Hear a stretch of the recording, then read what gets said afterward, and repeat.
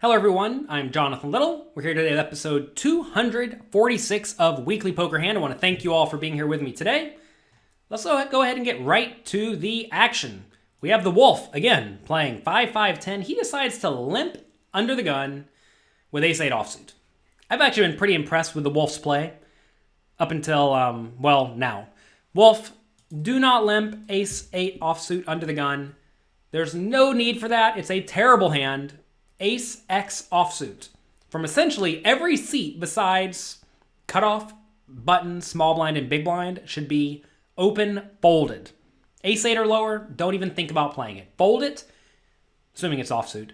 You're going to be a million times happier than if you play it. One of my personal biggest mistakes as a young poker player when I was 18 years old was that I would play any ace from any position because, hey, it can make top pair. Top pair is good, right? Well, turns out it is if a little bit of money goes in the pot, but not so much if a lot of money goes in the pot.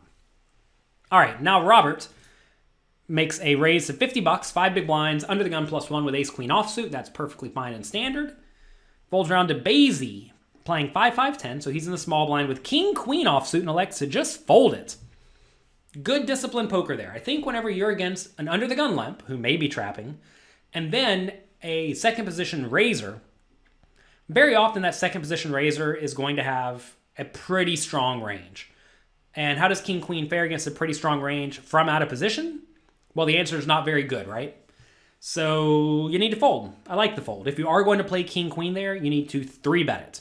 Now, of course, you may be playing against players who are very loose, very splashy. I don't think Robert's one of those loose, splashy players. Maybe he is, but most people aren't messing around too much from early position.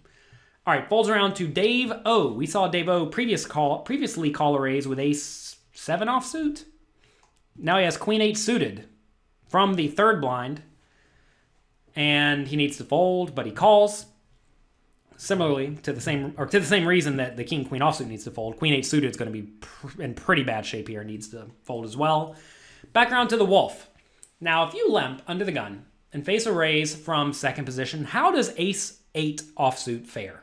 Well, you essentially have 3 outs almost all the time, and you don't know which 3 outs you have. And that's a problem. Sometimes you're just dead. Like if Dave O here had pocket 9s, notice ace-8 would be dominated by ace-queen because the ace is no good, and the 8 would be no good because pocket 9s would beat it.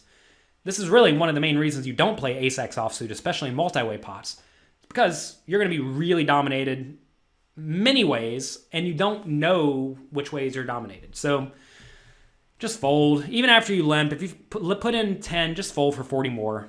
You don't need to be in this pot. All right, flop comes queen, 4-2. In my mind, pretty much no matter how this hand plays out, it should be check call for Dave O.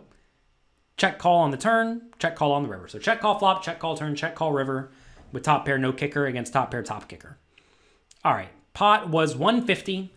Checks around to Robert with ace-queen, top pair, top kicker, who makes a pretty easy $75 bet. I think that's fine. He has the ace of diamonds as well. There are 2 diamonds on board, so Robert has nothing to worry about. Easy call. Round to Dave O, top pair, marginal kicker, easy call. If he raises and gets called, he's going to be drawing very thin, so no need to raise whatsoever. And then finally, the ace-8 gets out of the way. All right, now on the turn. Turns a 5 of clubs, and I presume Dave was just going to check again, but now he decides to lead. Pot's 310. He leads for 125, so board is queen, 4-2-5. The queen-8 has now decided to lead. I've been reviewing a few hands like this for Weekly Poker Hand, and also on various other platforms, and it seems like when players take this line of check, call, flop, lead, turn, it's almost always some sort of marginal made hand. Often a marginal made hand that is really susceptible to being outdrawn. And, well, turns out that's exactly what we have here, right? We have a reasonable marginal made hand that is very susceptible to being outdrawn. And Dave O is betting here because he doesn't want to have the opportunity to be outdrawn. He's happy just to pick it up. The problem with this line, though, is that if you think about what's going to fold, well, it's going to be a lot of under pairs and ace highs that are drawing kind of thin. So yes, you do pick up the pot when you're ahead. The problem, though, is that whenever you get called, you're often in terrible shape. And as we see here, he has 6% equity Obviously, ace queen's not going anywhere. There is actually merit. The more I think about this spot, the more I've seen this exact situation occur where the person who is leading has like always a marginal made hand. There is certainly value in raising with ace queen for value / protection. Mainly for value though. If he makes it 275 here over the 125 bet, Dave-O is very often just going to say, well, I guess I have to call, and he's going to call, and then he's going to check every river, and then Robert can play very well. He can bet again on the safe rivers and check on the bad rivers. That's obviously a very exploitative play and something that's quite uncomfortable to do in game because you don't actually know what your opponent's doing. But now that a lot of these players are playing on televised games or live streams like we have here at Stone's Gambling Hall, I mean, you can know with a high degree of certainty how your opponent approaches common situations. And when you see someone take a slightly abnormal line, like check, call, flop, lead, turn, and you see it's just top pair, no kicker, I mean, that's going to be very, very telling. I highly doubt most people are balanced in this situation. And even if they are, if their range is marginal made hands and draws, you can still raise against that very happily, right? Because you beat everything with ace queen. That said, calling is by far the default line because typically people polarize their range when they lead, meaning they usually have a premium made hand or a draw. And obviously at this point, ace queen loses to the obvious made hands like 5-4, 6-3 suited, queen 5 suited, right? It loses to all those. So I certainly don't mind the call at all. But as I am observing more and more players play these spots, I think raising may be the best play. All right, river's a 6. And then about 1/8 of a second after the flop came out, Dave-O now bets 175 into the 500, how much was it? 550 pot or so. 550 pot. 550 or so pot. Man, English is tough today.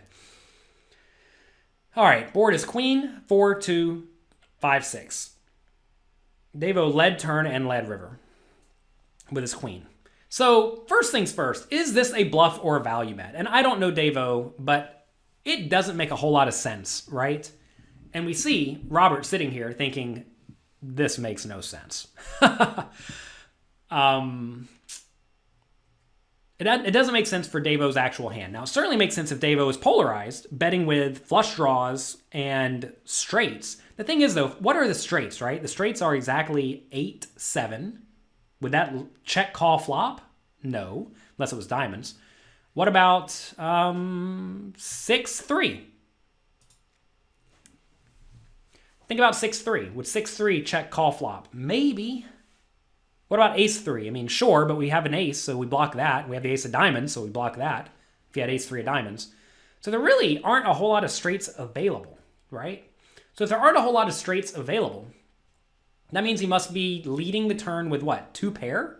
The only 2 pair that makes a lot of sense is queen 5 suited and 5-4. Maybe probably suited. So again, not very many combinations of that.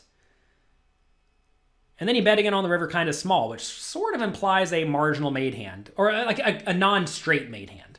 So if it's a non-straight made hand, it means it's 5-4 or queen 5, right? It's not very many combinations of those, given we have the queen blocking that. We block some of the random ace-high flush draw, or we block the ace-3 that had the diamond. Maybe like ace-3 of ace of diamonds, 3 of clubs may float the flop. Anyway, it's hard to come up with a lot of hands that would actually take this line that have a premium hand, given Robert has a queen blocking the top pair and the ace of diamonds. So this is one of these spots where I think you just need to find a hero call. It's obviously easy for me to say sitting here looking with the cards face up, but Robert has one of the best hands to call with here.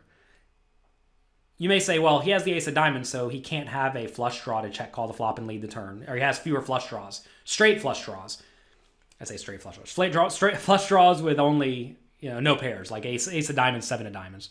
So we do block those. Those hands may decide to play this way. But I think there's just enough other stuff that the opponent cannot have to the point where I think we need to find a hero call here. It's not even really a hero call. We have to put in 175 to win a pot that will go up to 900 if we call. Those are great pot odds. When you're getting great pot odds like this, you just can't turn them down, especially if you don't have good, clean information about what your opponent is doing. In my mind, also, maybe this is me coming from a Limit Hold'em background. For those who don't know, I played Limit Hold'em for the first year of my career, way back in 2003. It's just such a disaster to fold and lose the pot when you're getting very good odds if your opponent is capable of bluffing, or in this case, probably overvaluing. So anyway, after a little while, Robert shows his friend his cards, and then his friend's like, wait, you're folding this? He hands the cards back to him like, yeah, obviously you're calling. But then Robert folds, and Davo picks up the pot. I wonder if Davo knows he got away with one. It's a pretty sweet hand. So that's going to be it for today. Thanks again for being here. If you have any questions or comments, please let me know on Twitter @JonathanLittle. Good luck in your games. Have a great week, and I'll talk to you next time.